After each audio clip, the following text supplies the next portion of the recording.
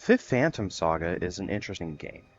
It was being developed as an exclusive launch title for the PlayStation 3, and was even being made by Sonic Team. The game had you control a phantom similar to a Stan from JoJo's Bizarre Adventure with psychokinesis abilities. This gives you the ability to move blocks and interact with the environment in interesting ways. Unfortunately, the game was cancelled. The trailers weren't really looked at with much positive light, and if I had to guess, this had something to do with the game being cancelled, along with the fact that Yuji Naka was leaving Sega during its development. He was working on the game, and from what I could find about it, it seems like he was one of the main guys in charge. So him leaving definitely put a dent in that game releasing.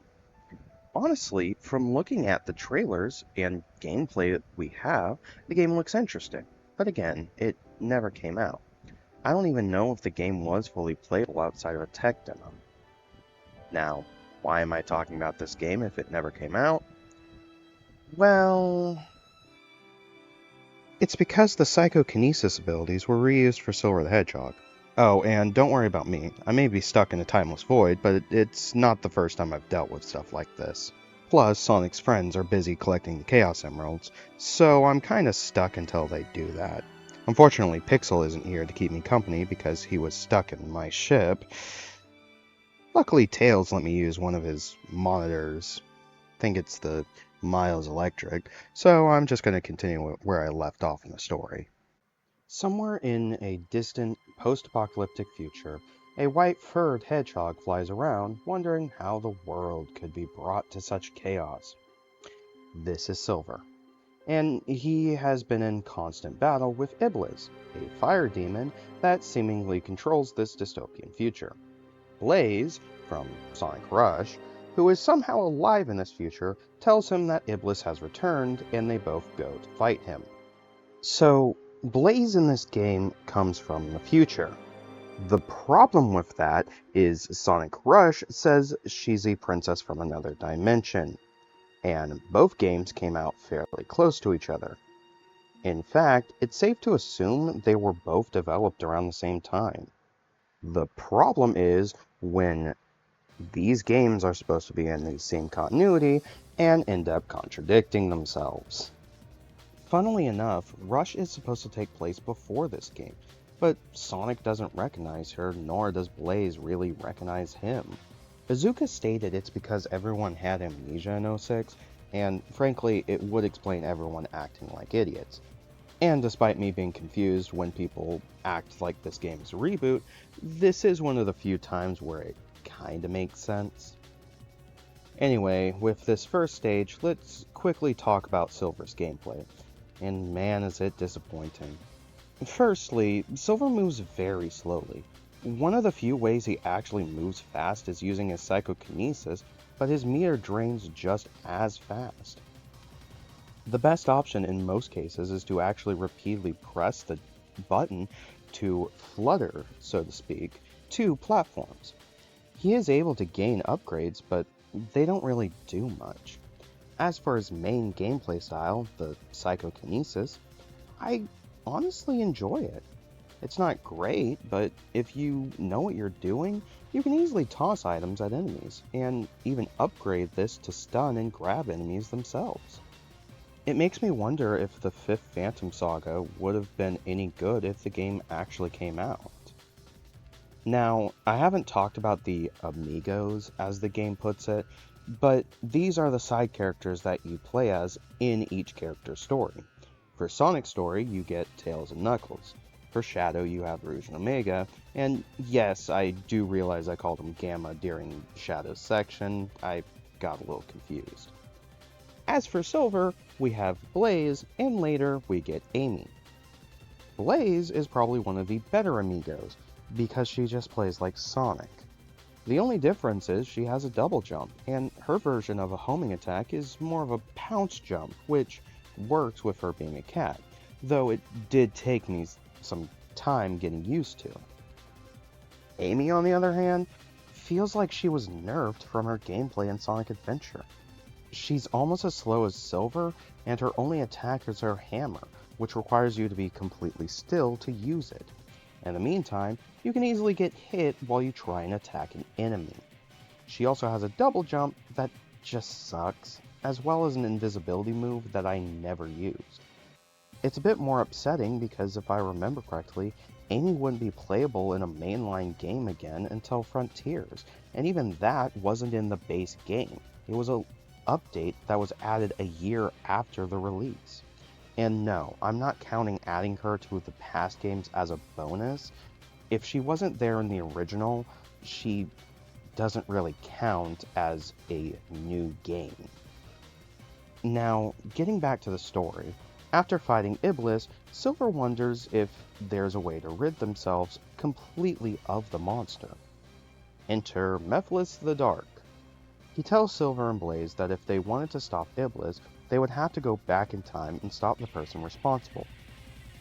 He tells Silver that this Iblis trigger is Sonic, and he does this by showing Sonic overlaid with flames on a black background.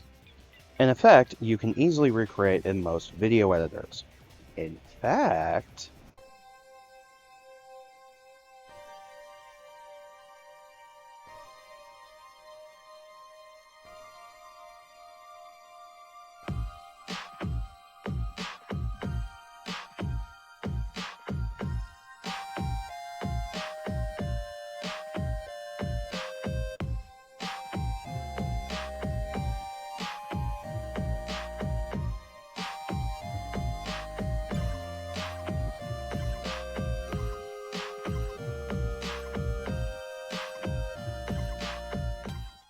there we go. I guess Silver doesn't know what video editing is. And of course, because this lovability is so gullible, he decides to go with the guy who is named after the devil. To be fair, I'm pretty sure he doesn't get the reference, and honestly, I didn't get it for the longest time, so I kinda understand. Plus, it's not like Blaze is really going to do anything in this game. At least Elise had an excuse, seeing as she gets kidnapped for 90% of it, but Blaze might as well just find a shady place to fall asleep in like a real cat, which is a shame because she's one of the more enjoyable characters to play as. Mephiles takes Silver and Blaze back to the past, which would be the present for the rest of the characters, with Silver arriving in the Soliana forest. Seeing as Blaze is nowhere to be seen and this guy is a hopeless idiot, Silver decides to head into the city to find out clues about where the blue hedgehog that Mephiles told him about would be. This leads him to watch Sonic save Elise from the attack at the beginning of the game. But before he can go and attack Sonic, Amy randomly appears and jumps on him, believing he is Sonic. This girl should probably get her eyes checked because this isn't the first time that she's done it, and it sure as hell will not be the last. As a way to make it up to him, she says she'll help him find the person he's looking for, completely oblivious to the fact that it's Sonic. The next morning, they end up wandering through the desert as Amy believes Sonic is here. To be fair, he's probably busy at this moment dealing with Eggman's robot guard dog now, but this leads us to probably the most infamous stage in this game, Silver's Dusty Desert. Chances are that if you know this game, you know of this stage in particular, and more importantly, of the billiards puzzle. You're required to get these balls into holes, and while the first puzzle isn't too challenging, the bigger one is. Do you see the number on the ball? That is for how many times you can use Silver's psychokinesis before the ball explodes. There is no other way to move the ball. You may think that can't be too bad, just make sure you get past the hallway before it reaches 0. Well, that would be one thing if it weren't for the fact that, for some reason, these balls also have a timer. A timer that is also the number located on the ball. So you are required to get this ball into a specific hole at the end of this pathway as fast as you can, while also making sure you don't hit it too many times. What I've seen people do just to get past this section is grab a box at the end of this pathway and clip through the door to get past. And frankly, that's what I did too. I mean, if the game wants to cheat, then I'm going to cheat right back. With that stage done, Silver and Amy return to Soliana's town square, where Silver sees Sonic and immediately attacks him, which leads Elise to get captured by Eggman. Before Silver can finish off Sonic, Amy steps in and stops him. She quickly chastises him for wanting to kill Sonic before leaving, with Silver not being able to explain himself. Silver wanders off, debating whether or not to kill one person to save the future, with Blaze reminding him that the entire reason they came here was to kill Sonic, contributing almost nothing to this plot outside of basically just being there. They decide to head to Eggman's base, as that's where Sonic was heading, in an effort to learn more about the situation. Once there, they find that they are too late to catch up with Sonic, as the base seems mostly empty outside of a few Eggman's robots. However, before they can leave, they are attacked by the Egg Genesis boss, which, once defeated, for some reason had a Chaos Emerald inside. Considering Eggman's plan requires these things, you would think he would keep an eye on them, as opposed to leaving them in one of his robots for anyone to steal. Silver and Blaze end up running into Mephiles again and ask him if he's so sure about Sonic being the Iblis trigger, with Mephiles more or less attacking Silver for questioning him in the first place, and reminding him that if he doesn't kill Sonic, then the future that he lives in will continue to be shit. Honestly, if this is someone's reaction to questioning their motives, I'm pretty sure I would immediately leave and not trust that person. But Silver continues to follow Mephiles and heads to Radical Train. Blaze, of course, continuing to contribute nothing to this plot. After heading over to the train station, Silver runs into Sonic again and proceeds to attack him before Shadow shows up to knock some sense into the naive hedgehog. This leads into the section where Shadow takes Silver to the past, and luckily I already went over most of this, but here we watch as Silver try to trap Iblis, only for the King of Soliana to use the Chaos Emerald to seal the flame demon inside Princess Elise. Father of the Year, ladies and gentlemen. With the King's dying breath, he tells Elise that if she were to ever cry, she would release Iblis and bring chaos to the world. Maybe not the best idea to seal a demon inside of your, 7-year-old daughter? This plot point clearly reeks of a first draft problem. I know the game had a troubled development, but the bit that shows that the most is the story. On the off chance the gameplay could be polished up before release, we would have still be dealing with the incoherent plot. I had someone comment on my video for Shadow Story and brought up the fact that it is kind of a miracle the game even came out at all, considering some of the other companies that died during this time in the industry. I even mentioned in Shadow Story that there's a point where a gun agent refers to the Scepter of Darkness as the Book of Darkness. You would think they would redo that line, but it was kept in for some reason. Hell, there are other inconsistencies in the game, like the fact that Blaze and Sonic should know each other, and yet they act as though they've never met.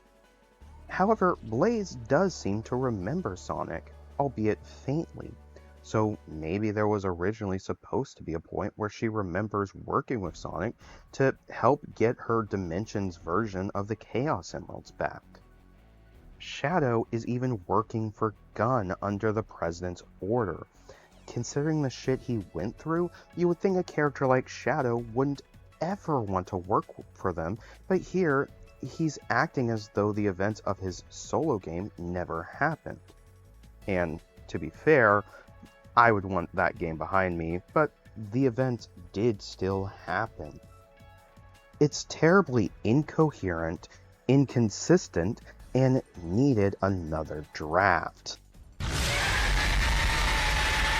Oh, right, I almost forgot the thing that was causing all the anomalies. Well, with the game itself being this broken, it somewhat poetically caused rifts in time. When I started reviewing it, it sort of acted as a weird summoning ritual that caused the game to send anomalies through time. Luckily, thanks to my training with gear, I know exactly how to deal with anomalies like this one. Just need to take out the anomaly at the source. Luckily, in this case, I know where the source is. In the meantime, the quicker I get done with this story, the better. So I guess I'll just walk and talk. Once the king seals Iblis in his daughter, Silver carries the surprisingly still unconscious princess outside where Shadow is waiting. Before they head back to the present, Shadow leaves the Scepter of Darkness with Elise before they open the Time Rift. Silver leaves the Chaos Emerald he has with her, which at least explains why she has it in the beginning of the game. You know, unless you see the scene from Shadow's perspective, where somehow Silver still has it as he enters the rift. Once in the present, Silver now knows that Mephiles lied to him and goes to help Sonic to save the princess, who of course was captured by Eggman off-screen. Catching up with Sonic in the Soliana forest, Silver tells him that he now trusts him and will help him rescue Elise. We know where this leads, so I don't really need to rehash that, but I'll say this. Before Sonic goes back to the past, he gives Silver the emerald he has and trusts that Silver will do the right thing. Silver, in the meantime, heads back to the future with Blaze. Once there, Silver knows how to seal Iblis away, and that leads him to fight him again. Once weakened, Silver attempts to seal Iblis into his own body, but he has no luck.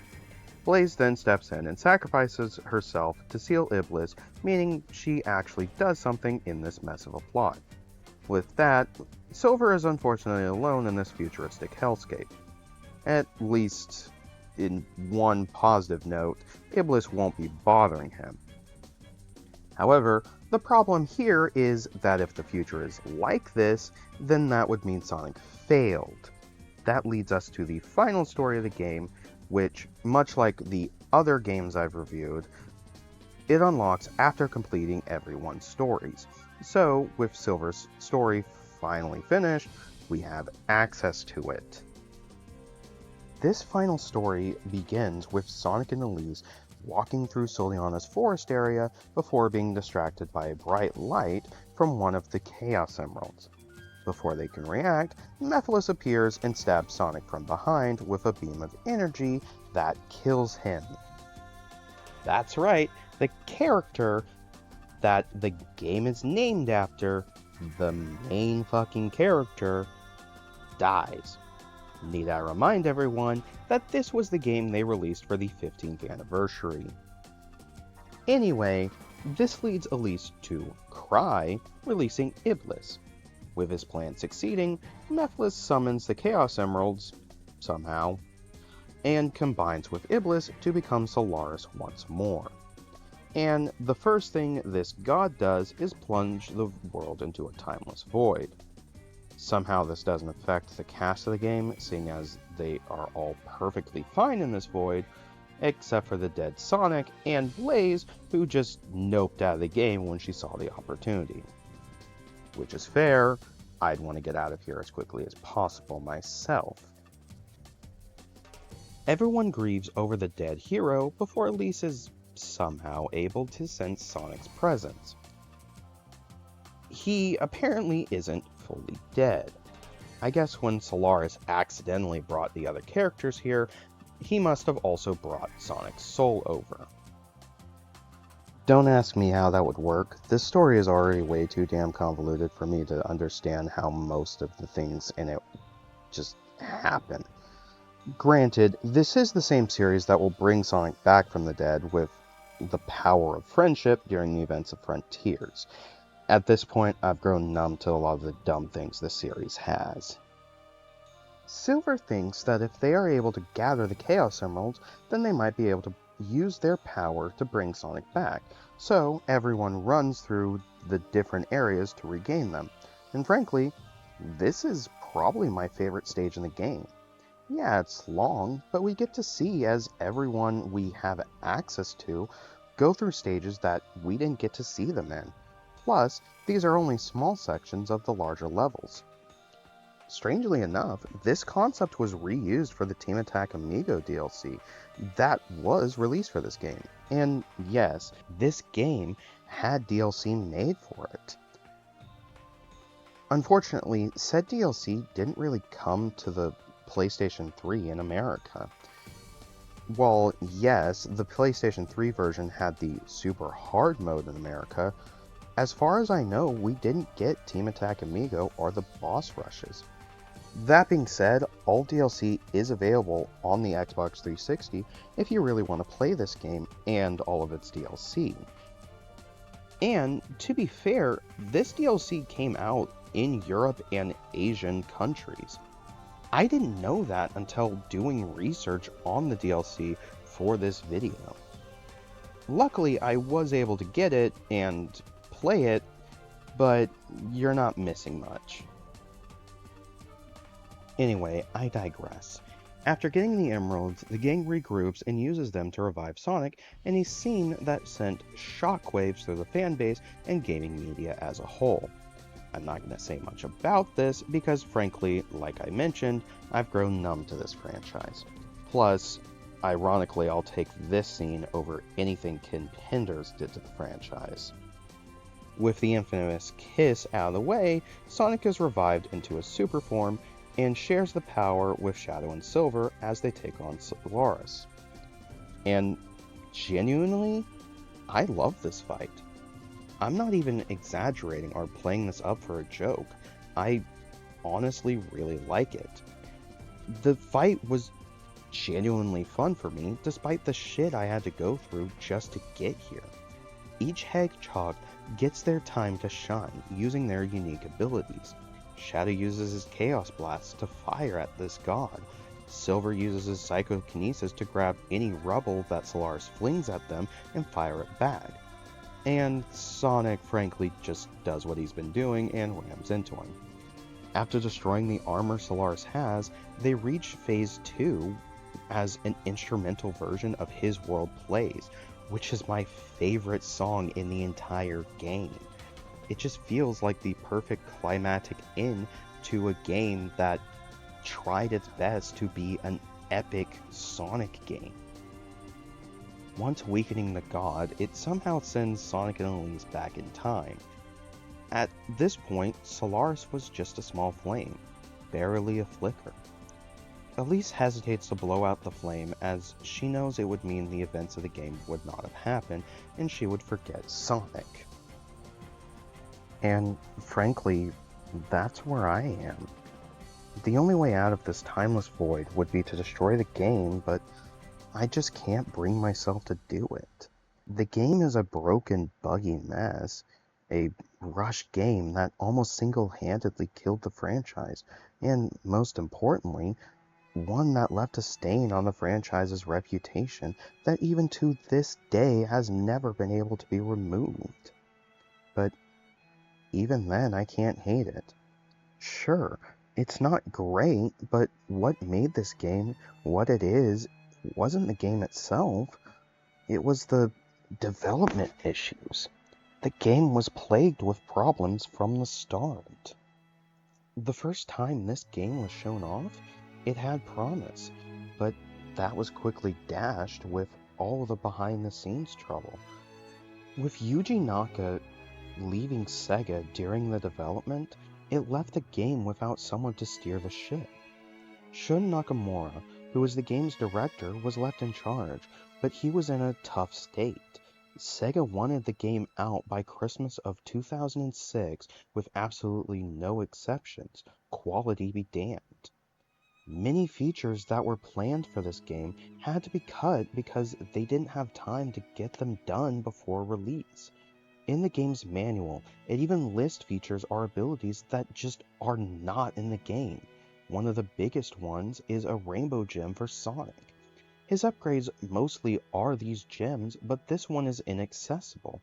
It allegedly would have given Sonic the ability to go super outside of the final boss, but it wasn't finished. I don't feel frustrated at this game. Well, outside of the few levels where very clearly I do. I feel pity, but there's still something I can do. Sonic reassures Elise that it will be okay and to Just smile. giving her the courage to blow out the flame and wiping this game's events from history. With that, Soliana Festival from the beginning of the game starts again before Sonic speeds through. Elise feels the presence of Sonic as the blue blur passes by in the background, with her getting a strange sense of deja vu. The game ends with Sonic on a roof of one of the buildings in the distance and looking up at the moon.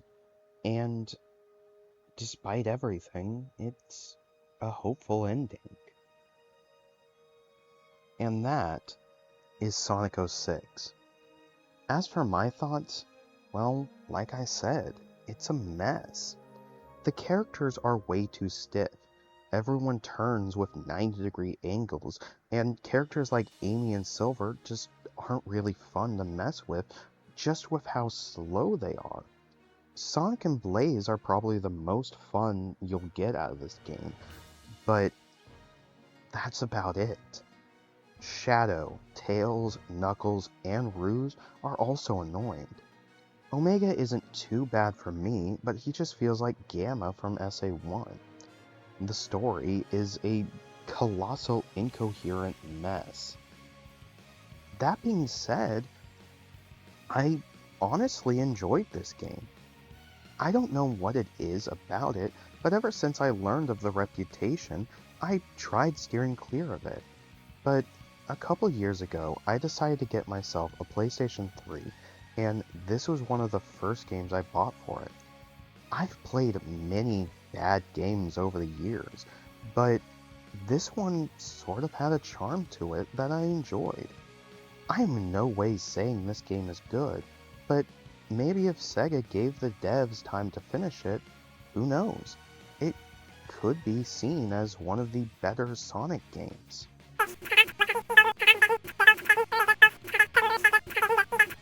Oh god, no. It's actually because wiping the game from existence would have caused a paradox that was larger than the anomalies the game was pulling out. I also don't like selling my games, so I cash in a couple favors from Gear to have any anomalies purged from it. That being said, if you guys want to experience Sonic 06, I recommend looking at the fan remake Project 06. It's been worked on for a while, and while it's not finished at the time of this video, all three characters have all of their stages playable, plus it has full mod support. As of now, the boss fights, town trials, cutscenes, and the final story haven't been finished, but even in the state it is now, it's the best way to play Sonic 06. On top of that, the upcoming Sonic X Shadow Generations will be adding stages from 06 for Shadow's new campaign. One of the first ones that we've seen is Windy Valley. It may sound strange, but despite everything, I'm happy this game exists. Because if it weren't for this game, Sega wouldn't have gone back to try and redeem Sonic's image in the public eye. We have stuff like the Sonic movies, Sonic Mania, and Frontiers.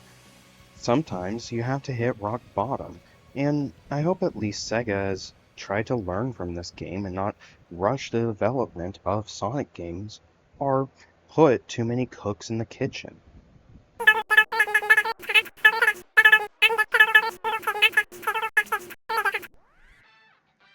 I'll cross those bridges when I get to them. Now, in the meantime, I'd like to get to something else. In fact, the game may not be as recent anymore, but I have an idea of what I'll do next, so I'll see you guys then.